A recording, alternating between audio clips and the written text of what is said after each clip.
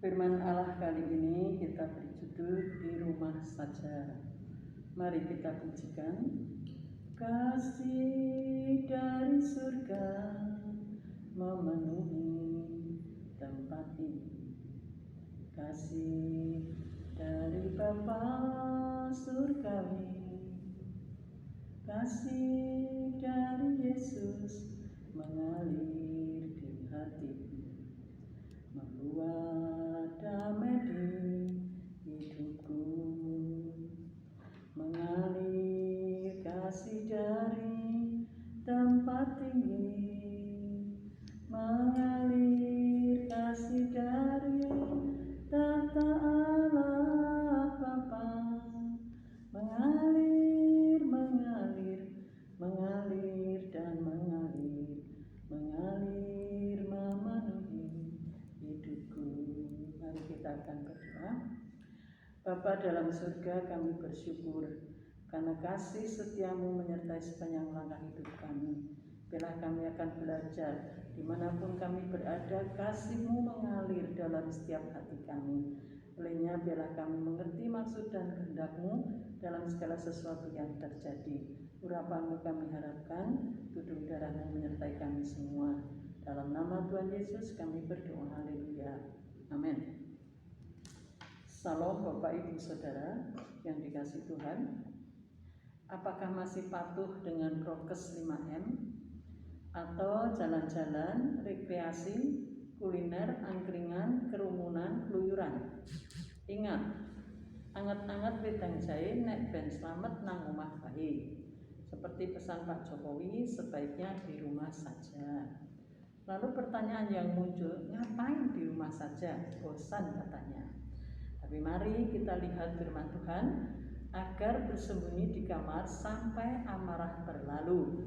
Tertulis dalam Yesaya 26 ayat 20. Ya, boleh dikatakan pandemi Covid ini sebagai amarah dari Tuhan agar manusia kembali merasakan butuh Tuhan. Bukan lagi bersaing soal dunia, tapi hatinya jauh dari Tuhan. Walau orangnya dalam gedung gereja. Sebelum pandemi, gereja bersaing masalah fisik, megah secara gedung, alat musik, aksesoris gereja, dan lain-lain. Tapi sekarang semua tidak dipakai karena harus ibadah di rumah.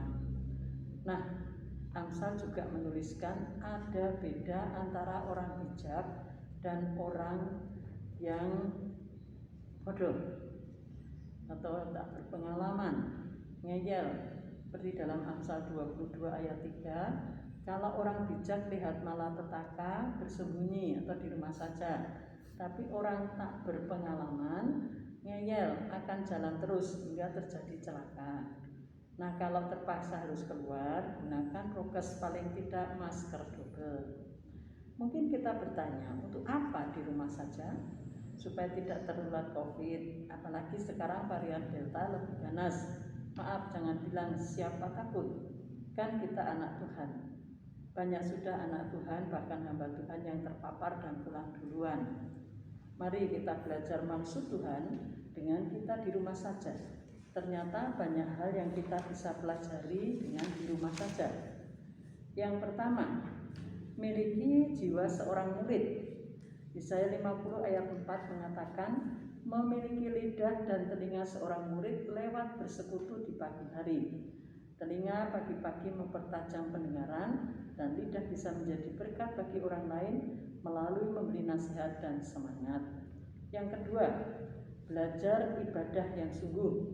1 Timotius 4 ayat 8. Beribadah itu berguna dalam segala hal, baik hidup sekarang maupun yang akan datang.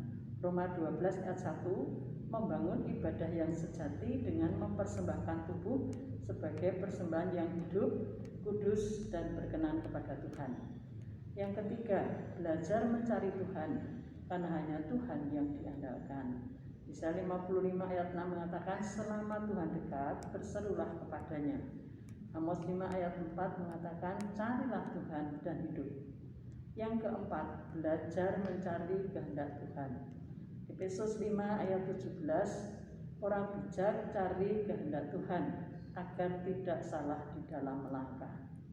Yang kelima, belajar firman Tuhan agar bisa merenungkan dan melakukan untuk menyenangkan hati Tuhan. Mazmur 1 ayat 1-3, hidupnya berbuah dan segala pekerjaannya berhasil. Kolose 3 ayat 23 mengatakan, berbuat seperti untuk Tuhan dengan tujuan menyenangkan hati Tuhan. Yang keenam, belajar semakin teguh dalam iman, semakin kuat. 1 Korintus 16 ayat 13, semakin kuat untuk bisa berjaga-jaga. Yesaya 26 ayat 3, janji Tuhan selalu menjaga yang hatinya teguh. Yang ketujuh, belajar berharap dan berpengharapan pada Tuhan. Roma 5 ayat 1-5, Roh Kudus dicurahkan membuat kita tekun, tahan uji, berpengharapan pada Tuhan. Yang kedelapan, membuat mesbah keluarga, karena keluarga yang harmonis jadi berkat. Maleakhi 4 ayat 6, hati bapa kembali ke anak, hati anak kembali ke bapa. Ada hubungan yang akrab dan harmonis. Efesus 6 ayat 1-4 mengatakan, anak taat kepada orang tua, bapak-bapak jangan sakiti hati anakmu. Efesus 5 ayat 22 dan 24, istri tunduk pada suami dan suami mengasihi istri. 9. Belajar sabar dalam segala hal hanya dengan memiliki kasih Yesus. 1 Korintus 13 ayat 7, kasih itu sabar menanggung segala sesuatu. Roma 12 ayat 12, sabar dalam berpengharapan. Perhatikan firman Tuhan agar damai sejahtera Tuhan selalu mengalir seperti sungai dan kebahagiaan seperti gelombang yang tiada henti. Dalam Yesaya 48 ayat 18. Tapi Tuhan bilang, manusia enggan. Yesaya 30 ayat 15. Tidak mau duduk diam di kaki Tuhan, padahal di situ terletak kekuatan kita. Bagaimana? Mau belajar mengisi hari-hari di rumah saja atau mau semaunya sendiri? Gunakan waktu yang ada, karena kita tidak tahu sampai kapan keadaan ini. Isi hidup semakin dekat dengan Tuhan agar kemajuan kita nyata dan dapat berkata seperti Rasul Paulus, tidak ada satu perkara pun yang sanggup menceraikan aku dari kasih Yesus. Olehnya mari kita akan pujikan satu pujian.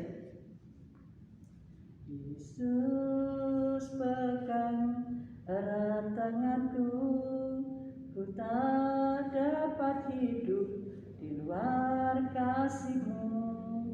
Bapa, jangan tinggalkan aku, Engkau alasan selama ku hidup. Mari kita akan berdoa. Allah Roh Kudus tuntun setiap kami, sehingga kami mengerti untuk apa kami tinggal di rumah, untuk apa kami tidak bisa beribadah bersama-sama, biar kami semakin membangun ibadah yang sejati bersama dengan Engkau, karena itu membawa satu kehidupan yang kekal dalam hidup kami. Olehnya tolong Roh Kudus, biarlah kami suka duduk diam di bawah kaki-Mu seperti seorang murid yang membuka telinga mendengarkan suara-Mu, sehingga mulut ini akan menjadi berkat untuk mengatakan sesuatu bagi kemuliaan nama-Mu. Ampuni, kuduskan setiap kami, biarlah tudung darah-Mu tetap menyertai kami, dan kami boleh tetap tinggal di dalam Engkau sampai selama-lamanya. Dalam nama Tuhan Yesus kami berdoa, haleluya, amin. Mari tetap semangat ketika di rumah saja. Dekatkan diri pada Tuhan, selalu bergembira dan bersyukur, maka berkat Tuhan dicurahkan. Salam sehat, tetap semangat, kuat iman, jaga imun, biar aman. Tuhan memberkati.